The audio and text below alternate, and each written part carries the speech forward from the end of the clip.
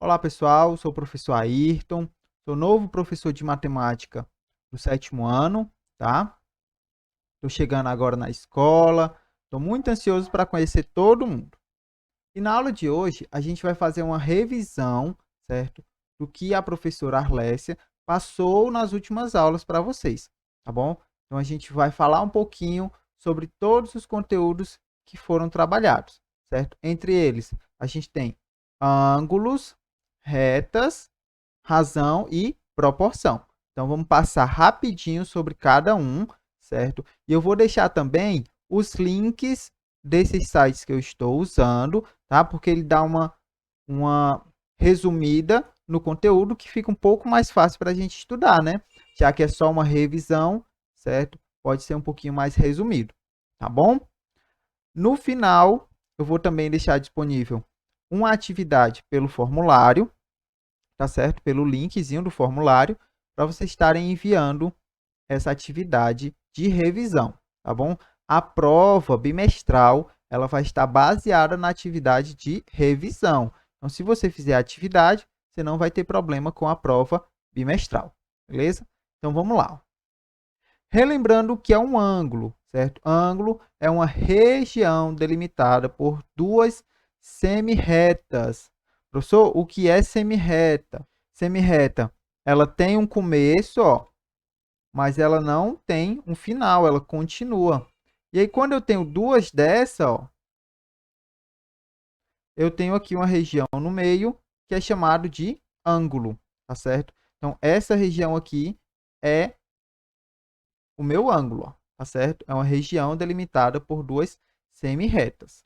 Para medi-los, há duas possíveis unidades, o grau ou radiano. A gente vai falar especificamente do grau, tá? O radiano a gente vai ver mais na frente. De acordo com a sua medida, ele pode ser classificado em agudo, reto, obtuso ou raso. Então, dependendo da abertura que essas duas semirretas vão ter, a gente pode classificar esse ângulo, tá bom? Além disso, ó, quando eles têm a mesma medida, a gente pode classificar eles como congruentes. O que significa congruente? Significa que eles têm a mesma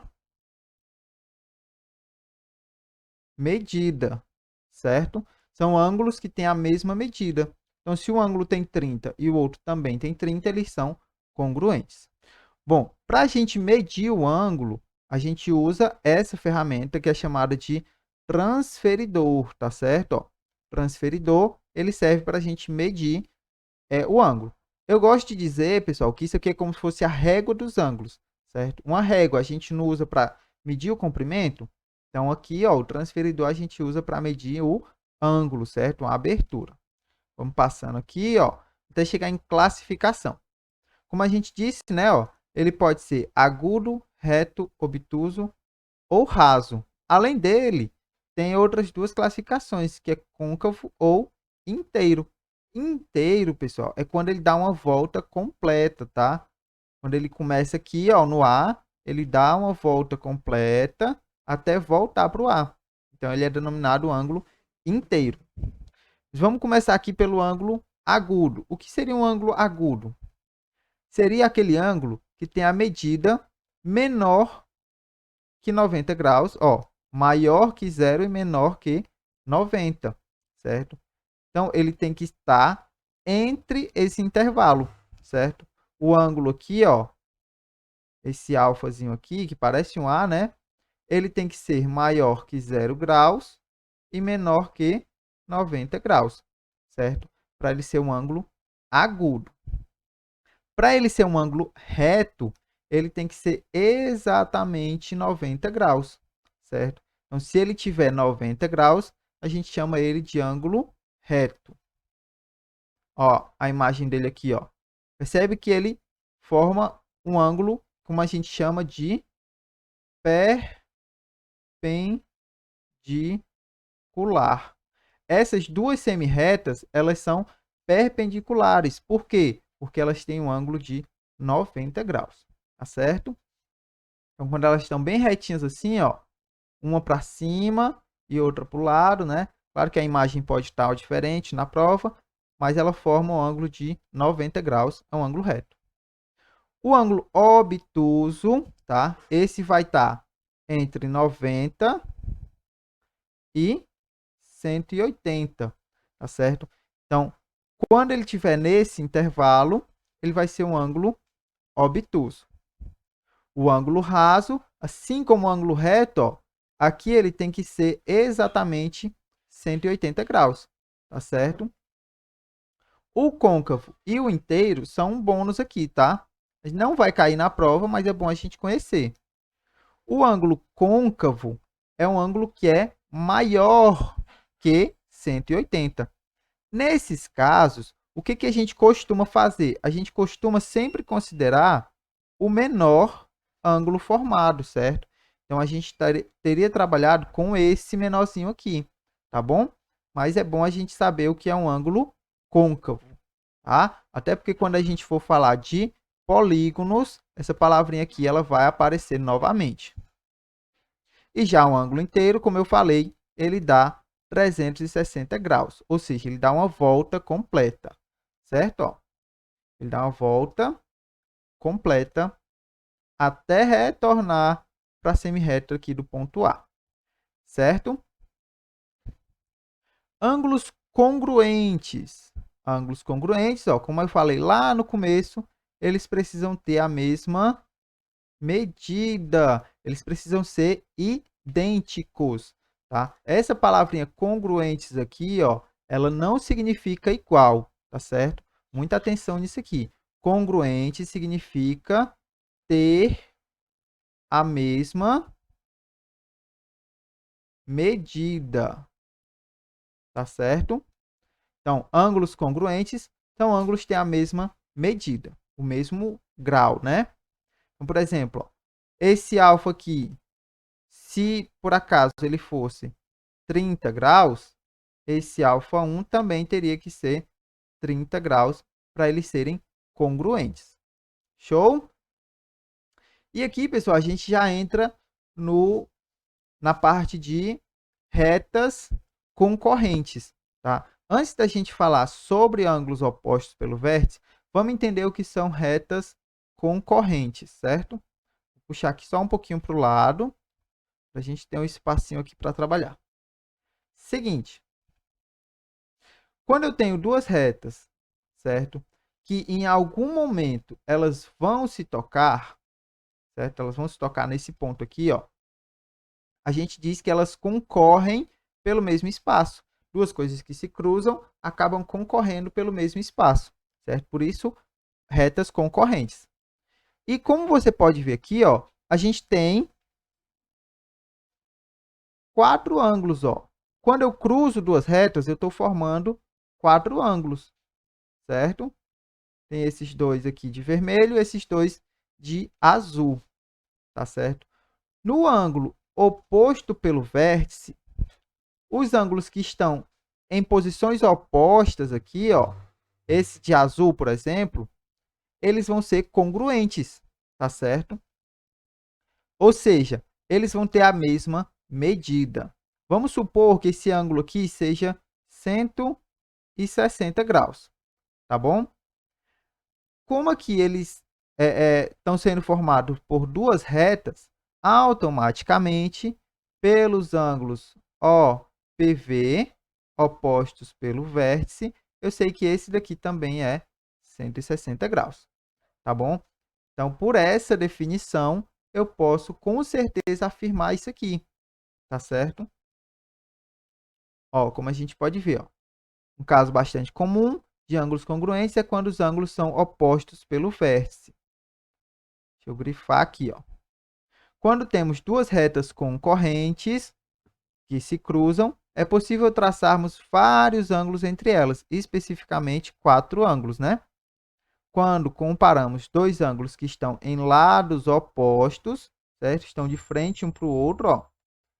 Temos o mesmo, aliás, lados opostos tinham o mesmo vértice, elas sempre serão congruentes, ou seja, sempre terão a mesma medida, certo? Então, a gente tem aqui outro desenhozinho, certo? Explicando. E eu aproveito, pessoal, para falar também dos ângulos suplementares e complementares, tá? Vamos falar aqui dos ângulos suplementares.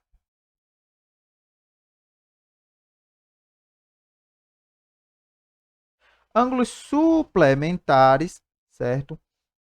São aqueles ângulos que, quando somados, vão dar como resultado 180 graus, ou seja, meia volta, né? Esse 180 aqui, ó, é um ângulo raso, que é meia volta, tá certo? Perceba o seguinte, esse ângulo azul aqui de baixo e esse ângulo aqui, ó, quando você soma eles dois, quando você junta, eles vão formar esse ângulo aqui, né, não, ó? E esse ângulo todinho vai dar meia volta. Olha que interessante. Então, esse ângulo 160 mais esse ângulo de vermelho aqui tem que dar 180 graus. Automaticamente, quanto é esse ângulo em vermelho aqui? A única possibilidade é ele ser 20 graus. Porque quando eu somo 20 mais 160, vai dar 180. E olha que interessante. Pelo ângulo OPV, eu sei que esse carinha do outro lado também vai ser 20. Então, juntando dois tipos de conhecimentos que a gente estudou, a gente consegue descobrir todos os ângulos que eu tenho aqui a partir de apenas um. Beleza? Os suplementares dá 180. Já os complementares, esses daqui, quando somados, ó, vão dar 90 graus, tá? Então, é a metade, né? Como a gente sabe, 90 graus, ó, deixa eu tentar desenhar aqui.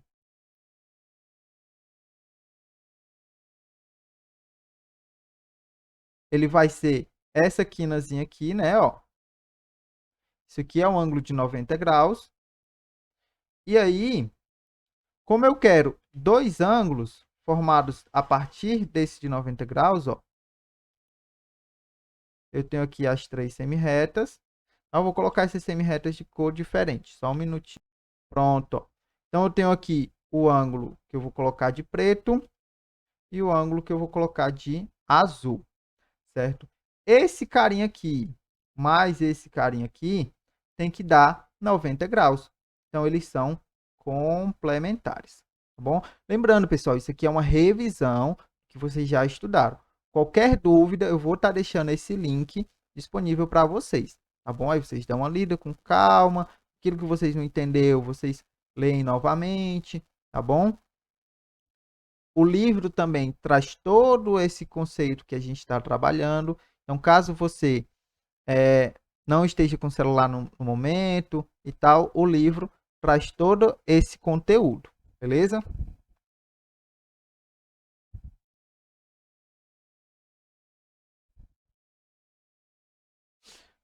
Continuando aqui, ó, ângulos consecutivos e ângulos adjacentes.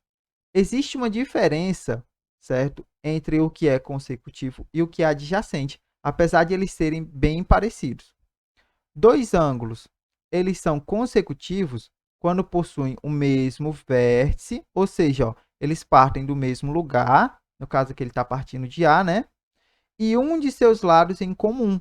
Então, ele tem um lado em comum, certo? Fica aqui bem claro.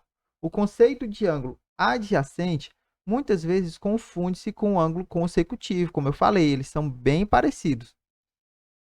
Eles possuem uma diferença sutil, a começar pelo fato de que ângulos adjacentes são casos particulares de ângulos consecutivos.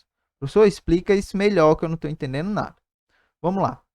Ângulos consecutivos, eles têm essas duas características aqui, ó.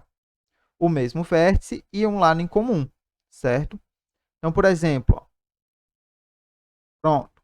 Nesse nosso exemplo aqui, a gente tem um exemplo de ângulo consecutivo, tá certo? Por quê?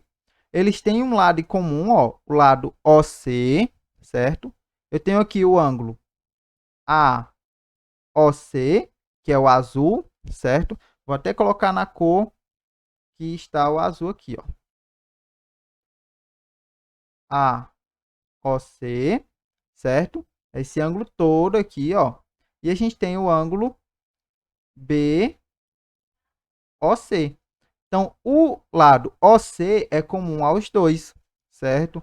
Mas o ângulo OC, que é o menor, está dentro do ângulo maior, tá certo? Então, nos consecutivos, isso pode acontecer. Nos adjacentes, isso não acontece. Eles têm o mesmo vértice, têm um lado em comum, mas um não pode estar dentro do outro, certo? Para eles serem adjacentes, eles não podem estar dentro um do outro. Então, esse caso aqui, ó, apesar de ele falar que são consecutivos, a gente pode mostrar como eles são adjacentes. Por quê? Aqui eu tenho o ângulo EAF, certo? E o ângulo FAG. Perceba que esse ângulo é verdinho, esse ângulo é azulzinho, e eu não tenho um dentro do outro. Eles são dois ângulos separados. A única coisa que eles têm em comum é o ponto A e a semirreta que contém aqui o ponto F, certo? A semirreta AF. Beleza? Então, pronto. Essa é a diferença, tá bom? Consecutivos, eles podem estar dentro do outro ou não.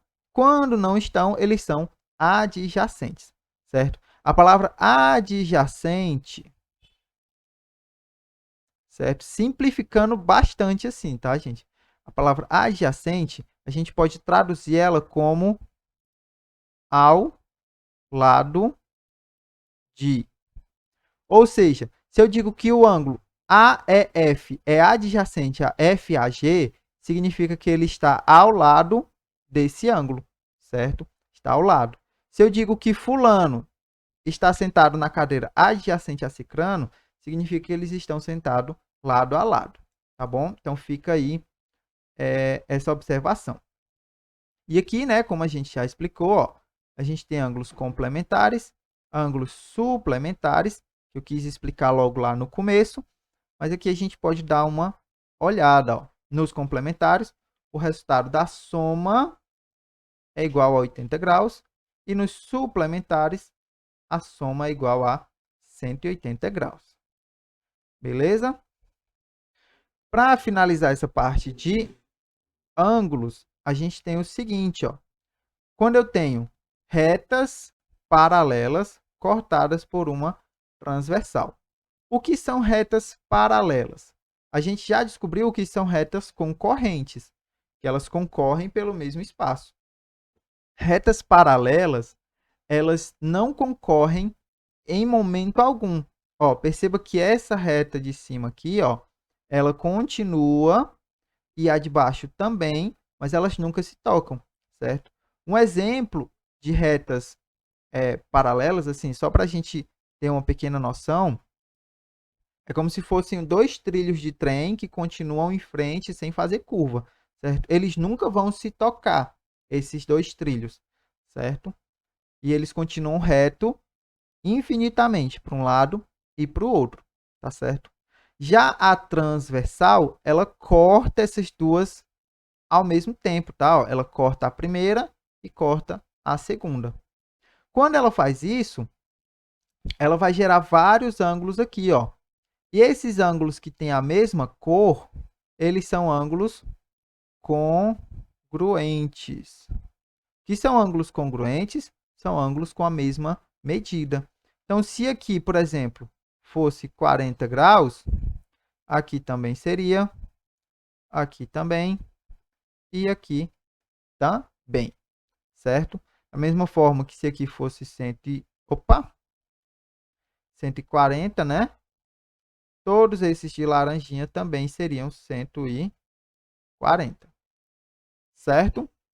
Então, a gente tem aí essa principal definição de retas paralelas, tá bom? Os ângulos que estão numa mesma posição, ó, deixa eu apagar todos os outros aqui e deixar só esses dois. Ó, os ângulos que estão na mesma posição, eles são congruentes, tá? E por que que esse é oposto? Aliás, por que que esse é congruente a esse aqui de baixo, ó, que também vai ser 40?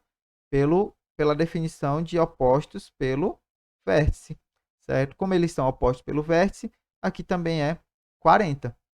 E como esse está na mesma posição que esse, ó, aqui também é 40. E aí vai se transformando numa bola de neve que a gente pode ir descobrindo todos os ângulos. Como esses dois aqui, ó, eles formam, né, um ângulo raso, eles são suplementares. Então aqui é quanto falta, né, para dar 180, que é justamente 140. E aí a gente vai para aquilo de novo. Esses daqui são OPV, então aqui dá 140. E os que estão na mesma posição, ó, dá 140 também. Beleza? Então, esse aqui é um breve resumo, tá? O importante é que vocês leiam esse material, certo? Apropriem-se desse conhecimento, para na hora da prova vocês, ó, vão estar craque.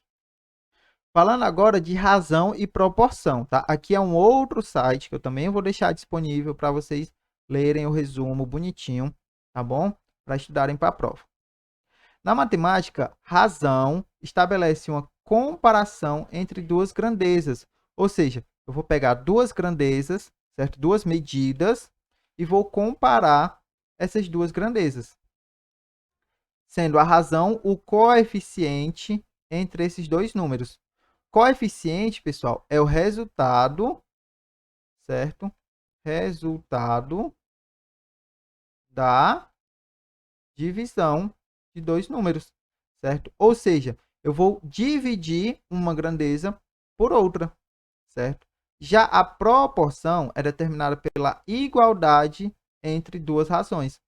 Então, numa razão, por exemplo, eu tenho A sobre B, sendo A primeira grandeza e B a outra grandeza que eu estou comparando, certo? E a proporção é a igualdade dessa razão que eu achei com outra, certo? Que eu quero comparar para saber se essas razões são iguais, se não são, certo? Então eu vou comparar aqui, ó. Eu vou dizer que elas são iguais, certo? A igualdade entre duas razões. Note que a razão está relacionada com a operação da divisão, como a gente falou. Vale lembrar que duas grandezas são proporcionais quando formam uma proporção. Ou seja, quando essa igualdade aqui, ó, ela é verdadeira. Então, tem formas de a gente verificar se isso aqui é realmente igual e a gente vai dar uma olhadinha agora. Ó. Atenção, tá? Para você encontrar razão entre grandezas, a unidade de medida terão de ser as mesmas. Ou seja, eu tenho que comparar altura com altura, peso com peso, certo?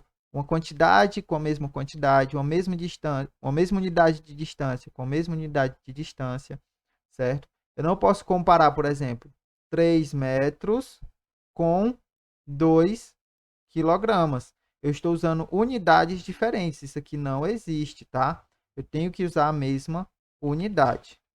Então, se usa quilo em um, usa quilo no outro. Mas isso aí a gente vai vendo nas atividades. Então, a partir das grandezas A e B, temos a razão e a proporção, certo? Então, aqui, qual é a razão entre 40 e 20? Se eu quero a razão entre 40 e 20, eu vou pegar 40 sobre 20, certo? Quando eu faço essa divisão, ó, 40 dividido para 20 vai dar 2. Então, a minha razão é 2, certo? E aqui ele faz várias observações, certo? Eu não sei se essa parte vai ser interessante para a nossa prova, mas é bom que você dê uma olhadinha com calma. Então, ó, vamos agora para as propriedades da proporção. Nessa parte, pessoal, é como a gente falou, tem como a gente descobrir se a nossa proporção ela é verdadeira ou não, certo? A primeira forma da gente fazer isso é pelo produto dos meios pelos extremos, certo? Então, a gente vai pegar aqui, ó, A vezes D, que são os extremos. Por que extremos? É a primeira letra com a quarta letra, certo? Então, eles estão nas pontas. Meios, porque B e C estão entre A e D. Então, você tem, ó, A vezes D, que são os extremos, B vezes C, que são os meios. Esses daqui são os extremos. Esses daqui são os meios, tá bom? Mas basta a gente lembrar que é uma multiplicação cruzada, tá bom? Eu vou multiplicar aqui, ó, formando um xizinho. Se essa multiplicação A vezes D der o mesmo resultado da multiplicação B vezes C, então a sua proporção é verdadeira, certo? Por exemplo, ó, 1 meio vai ser igual a 4 oitavos. Vamos verificar. 1 vezes 8 é 8, tá? 1 vezes 8, ó, vai dar 8. E 4 vezes 2 também vai dar 8, ó. Então, a gente tem aqui uma proporção verdadeira. Já nesse outro caso, já no caso de 3 meios e 5 terços, vamos verificar aqui, ó. 3 vezes 3, vou colocar uma coisinha diferente, né?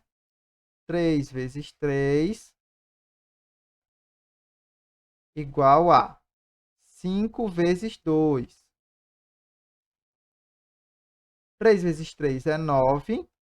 5 vezes 2 é 10. Percebe que aqui eu tenho uma diferença, não é a mesma coisa, tá? Então, essa proporção aqui, ó, ela não é, na verdade, uma proporção, tá certo? Que para ser uma proporção precisa ser igual, tá bom? E aqui a gente tem outras propriedades, que eu posso trocar os extremos de lugar, certo? E posso também trocar os meios de lugar. Então, o A pode mudar de lugar com o D, certo?